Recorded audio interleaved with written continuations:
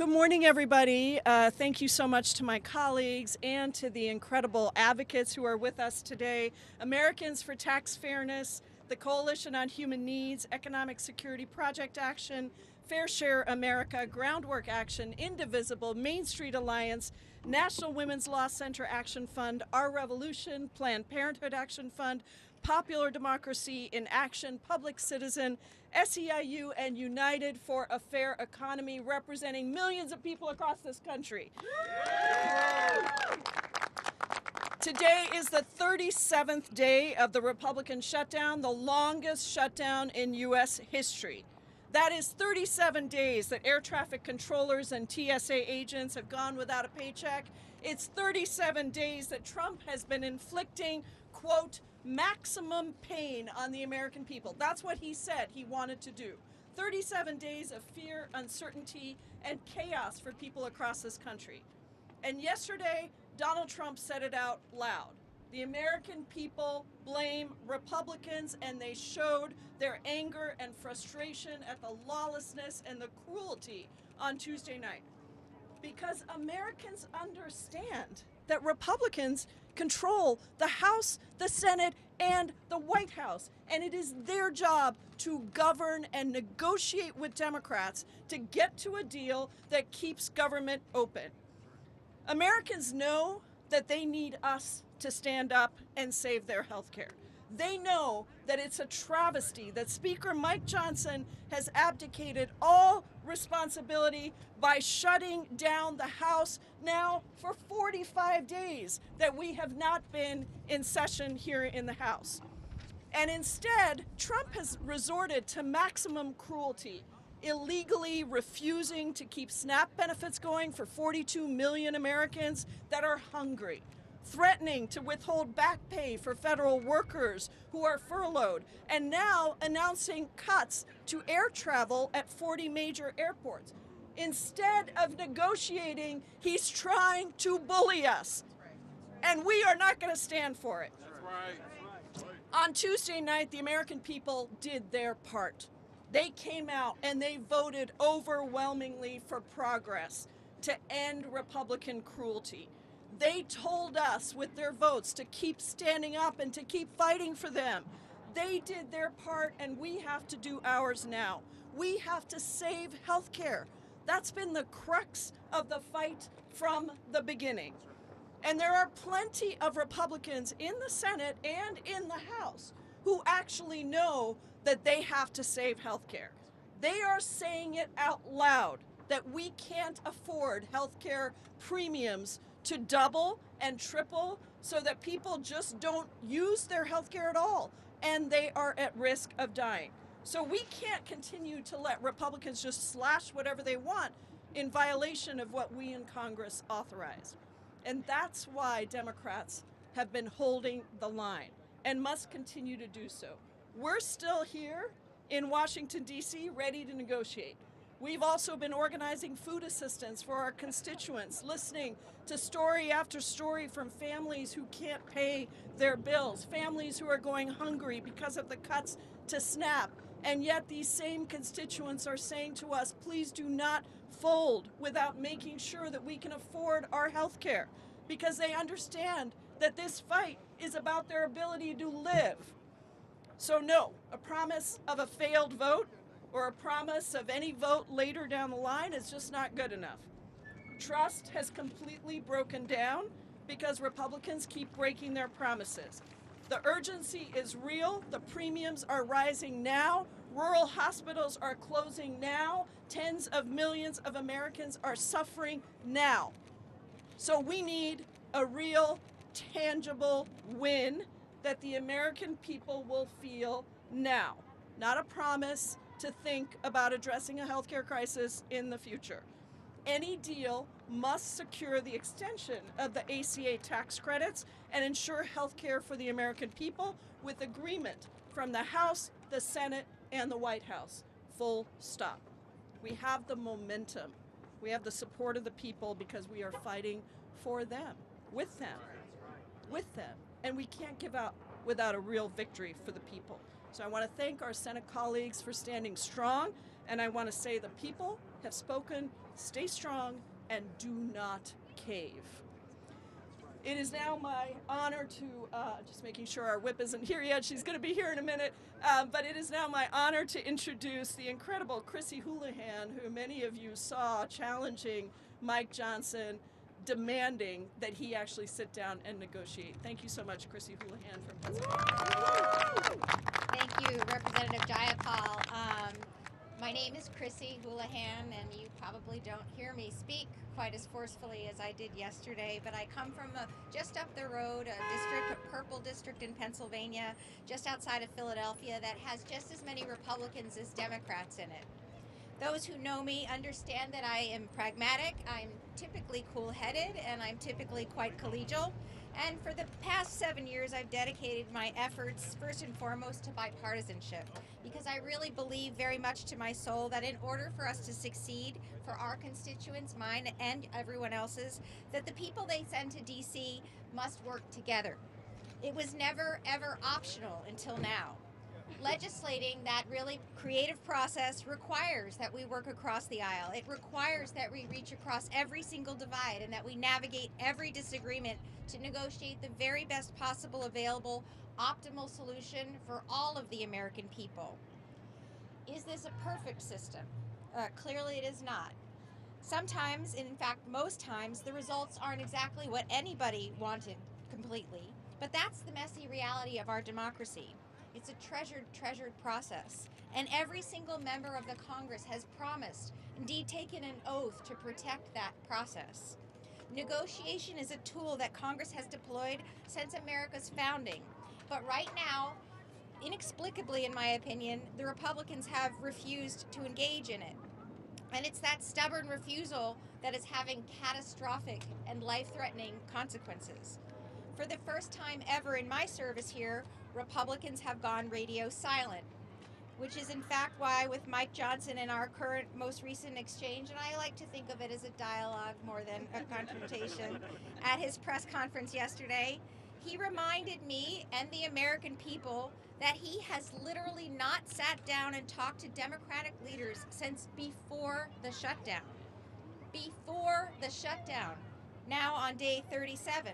I reminded him that I have his phone number, I have Hakeem's phone number and Senator Schumer's phone number, and I'm happy to share that with him if for some reason he has a new phone.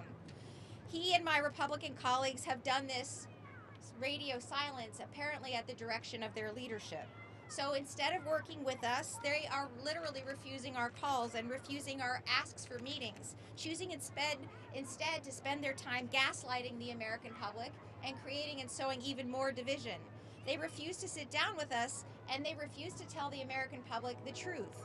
They are lying to us about the One Big Beautiful Bill and its draconian cuts. They are lying about employment and inflation figures and our stuttering and shuddering economy. They are lying about the actual price of gasoline and groceries and so much more. So it is really past time to bring both parties together and to negotiate an end to this shutdown. But there are things that we need to be able to negotiate that shutdown. We require a deal that actually addresses the healthcare crisis. Not that promises to think about addressing it down the road in 2 weeks with concepts of a plan. Sadly, at this point in time, even I say it's impossible to trust our Republican colleagues to honor their promises and their obligations because they have become unreliable narrators of facts. Each day of this shutdown has been brutal for our country, but Democrats have been here all along, and we're still here. We're still here to protect the health care for every American, and we're still here to protect our very democracy itself. So as I said, we will meet Speaker Johnson anywhere. I will meet with him anywhere. I left a message with his scheduler, and I'm happy to put him in touch with Leader Jeffries if he somehow has lost that number. I'm a fan of the Dr. Seuss and children's literature. In a house with a mouse and a roof and a car, I will meet him anywhere. I will eat green eggs and ham anywhere. So let me be clear, our votes and our position will not change. The healthcare crisis facing Americans must be addressed and addressed now. We are here to negotiate and to compromise now, and we ask Republicans to join us in doing the jobs that the American people have sent all of us here to do. Thank you very much for the opportunity to join you. I now get the opportunity to introduce the astounding, esteemed Whip, Catherine Clark. Oh my goodness, thank you, Chrissy Houlahan. We appreciate your dialogue with the speaker and the gentle reminder. And I am so grateful to Congresswoman Jayapal, to President Verrett, for bringing us together, and to all my colleagues from both sides of the Capitol. Thank you for showing up. Thank you for being in this fight. Republicans are hiding out when they should be here governing. But these leaders behind me, the leaders in our Democratic caucus, are fighting every day for a budget and a country that is worthy of our children. I really don't want to lose sight, and as all the speakers have pointed out, of what's really at stake. And with so many people that the Republicans are going after, American people, in honor of our retiring Speaker, Nancy Pelosi, I want us to think about the children of this country and the impact of them. It is children who are being asked to give up meals. It is children who are being asked to give up health care just to pay for the billionaire tax cuts. 13 million kids in this country don't get enough to eat. And what do the Republicans do? First, in the spring, they defunded food banks. They canceled thousands of shipments, 94 million pounds of food. Then they passed their budget and voted to cut SNAP by $186 billion. And then they went after even more. They withheld billions in SNAP funding. They weaponized hunger in this country. Money that was already appropriated by Congress to feed hungry people.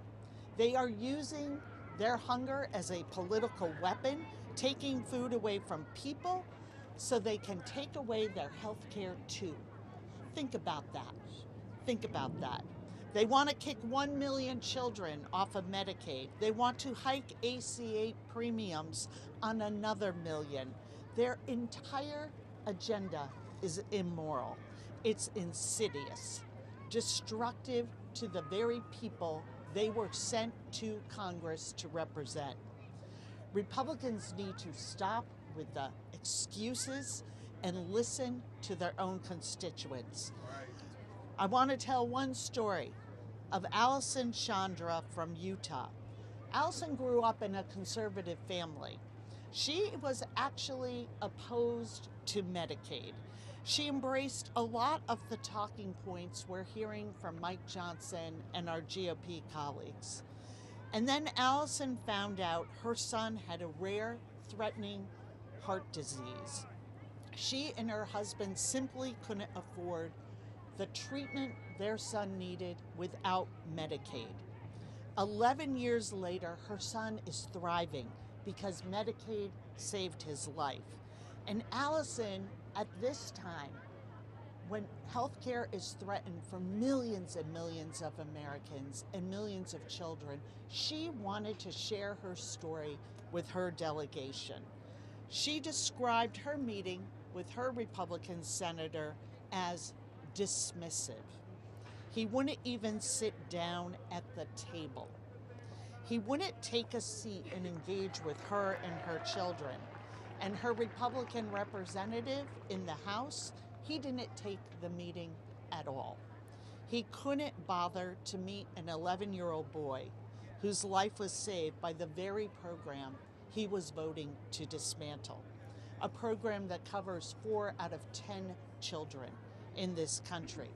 So Republicans can pretend, they can spin their story that they sit on the side of working families in this country. Ask them if they've talked to a mom like Allison. Ask them if they're ready to protect the resources that families need and count on. Ask them if they're ready to protect health care for kids in this country. And then ask them to come back to work. Thank you so much. Thank you so much, Whip Clark, for your leadership and for our leaders' leadership in just holding strong and making sure we deliver for the American people. It's now a great honor to introduce the president of SEIU International, April Verrett, who has been such a champion, whose members are on the streets every day demanding that we deliver for people. Hello, it's really an honor to stand with these amazing leaders, these amazing women in our country who continue to go to work every day despite the shutdown of Congress to do what they were elected to do. And that is to be champions for the people. And I'm so proud to be with them and to send a clear message that the 2 million members of SEIU stand with them, determined to make sure we don't leave behind the 16 million Americans who are staring down the loss of their health care in the face. Let's not forget these 16 million that stand to lose Medicaid coverage are mainly children, like the 11-year-old that Whip Clark just talked about. They are mainly older Americans. They are mainly people living with disabilities.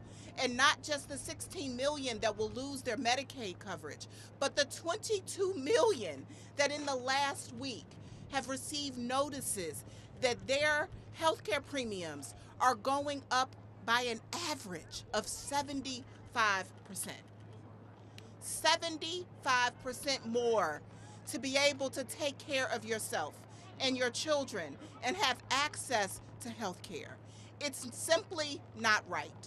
And what we have seen the courageous members of the Democratic caucus do over the last, how many days is it?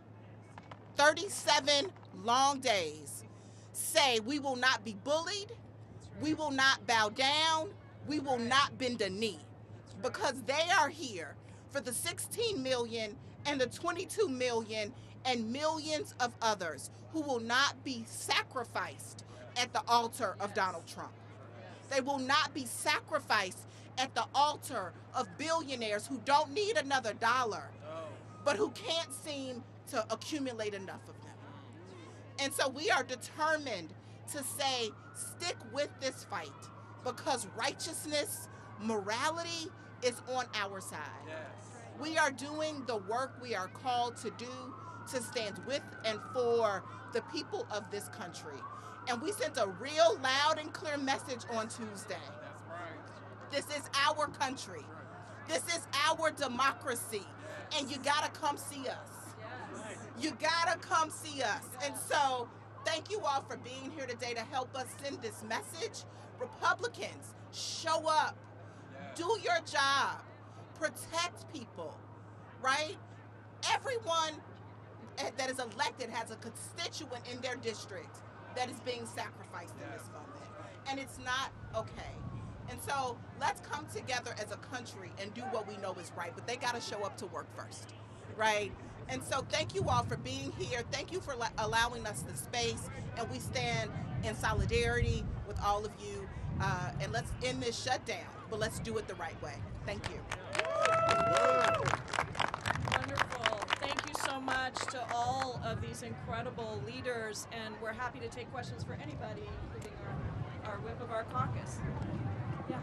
Your colleagues, your progressive colleagues, AOC and Bernie Sanders, have recently talked about how the establishment and the old guard have been undercutting the future of the Democratic Party, the younger generation. On the heels of Nancy Pelosi announcing that she's retiring, should other members of the old guard, perhaps like Leader Schumer, step aside as well? We're really focused on ending the shutdown and preserving healthcare, and I'm happy to talk to you about that later. But the reality is we've got something really critical that is happening right now. People across this country are hungry, and we need to make sure that we are continuing to stand strong, as the House Democratic Caucus has been doing, as the Senate Democratic Caucus has been doing, and we want to continue that, because I think Trump said it perfectly on yesterday. He said that the American people understand who's responsible for this crisis. So let's end it by negotiating and getting a deal that preserves health insurance premiums and the ability to cancel all these cuts to make sure that we are actually working for the American people. It sounded like the SNAP payments will probably be reduced and delayed following the court's orders to fund the benefits through the USDA contingency fund. Brooke Rollins is now saying it could take weeks. But isn't opening the government the best and long-term approach to the immediate crisis? And how much longer are Democrats going to hold out on refusing to pass the CR when it could just be done today? Let me be very clear about SNAP. There are contingency funds there so that SNAP doesn't have a single day down. And what Donald Trump did is illegally withhold those funds.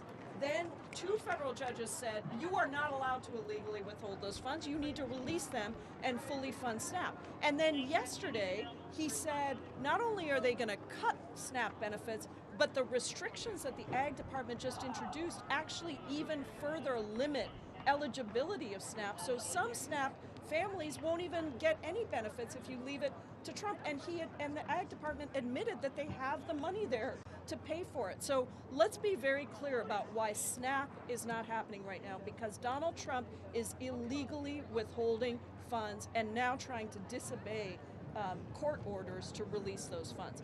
That's what needs to happen on SNAP. Even the contingency funds would only fund SNAP for a couple of weeks, right? He It's not a has long-term additional solution. dollars that he can use. And by the way, he found $40 billion to send over to Argentina. He's continuing his renovations on the White House and holding lavish parties at Mar-a-Lago while people are starving. We've got the money. Yeah? Thank you. Senate Democrats are having a big lunch today. They're going to have another big family discussion over there. One of the things that they're considering is the idea of, as part of some kind of deal, you guys all know it's sort of scattered, a date certain vote on an ACA extension. Is that something that you think? Is that what you want? Is that something that you feel like they should accept in order to end the shutdown? Well, I'll say what I think and then invite Chrissy as well. Look, a date certain on a vote that is deemed to fail is not the answer. Because, Maybe it could pass. well, why not? If it can pass, then why not do it right now? I mean, let's put it on the floor right now. There is no trust, and you know this, Lisa, because you've been watching everything that's been happening. Why on earth would we trust what they are saying? If it's so important and they know it can pass, then let's just do it right now. I co-sign. Anybody else? All right, great. Thanks, everybody. Thanks. Oh, sorry. Go ahead. Thank you. So, like what Lisa was saying, there's some daylight between these Dems then? I mean, we were talking about the old guard and these young new progressives who are holding the line. Bernie Sanders took over Senator Schumer's podium yesterday saying, hold the line. What's the message that we have to these Democrats who are having these conversations right now? I'm not a young progressive, and I'm standing here saying that we need to hold the line. Right. Thank you. It is not generational and it's not ideological. It's about delivering for people. And so I think that's what we're saying is hold the line.